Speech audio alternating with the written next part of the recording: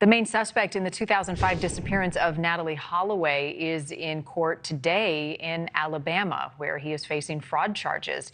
This is some video of him arriving at court within the last hour. Joran Sloot was extradited from Peru Thursday, where he had been serving a 28-year sentence for the murder of a different woman. Sloot has never been charged in Holloway's disappearance, but he is facing charges of extortion and wire fraud against Natalee's family.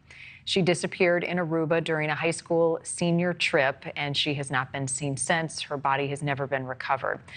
I'm joined now by attorney Stuart Kaplan. He's also a former FBI special agent. It was big that they were able to extradite Joran Sloot to the U.S. Now what should we be watching for as this case and the extortion charges proceed?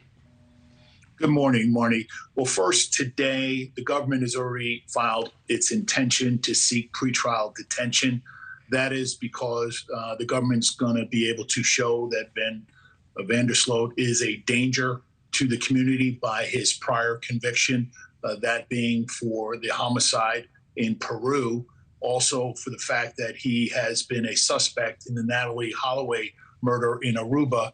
And so with respect to today, he will be arraigned on the indictment. With respect to the extortion, the government will move for pretrial detention. I think that's an easy scenario for the judge, which I assume will not render him to have bail. And basically, he will remain in custody until such time as his case is resolved after trial. What do we know, Stuart, about the evidence in this case against him? Well, the evidence in this case, and I'm very familiar with respect to the Holloways'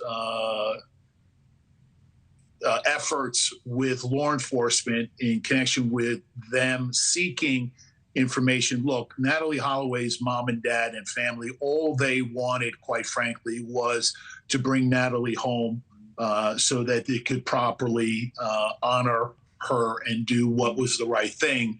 At the time, Sloot offered information in connection with where he knew she was. There was a deal struck in exchange for providing this information. The Natalee Holloway family paid $25,000. Keep in mind, this was controlled by the FBI and other law enforcement agencies. So this entire transaction and scenario was with and under the control of law enforcement. In connection with this case, I think that it is going to be an extremely uphill battle for this defendant to get out from underneath this. And keep in mind, in the federal courts, and with respect to these charges, he's facing an additional 15 years just on this extortion charge in and of itself. And would he, if convicted and this goes through, serve that time in the U.S.? How would that work? And would he be extradited back to Peru at some point? No, jurisdiction right now is in the United States. He is going to be arraigned in the federal district court in Alabama. Any sentence that ultimately may be imposed, he will be sentenced to prison, and that could be anywhere within the United States in federal custody until such time as he would be released after his lengthy prison sentence. Thank you for watching. Go to newsnationnow.com to find NewsNation on your television provider. And don't forget to click the red subscribe button below to get more of NewsNation's fact-driven, unbiased coverage.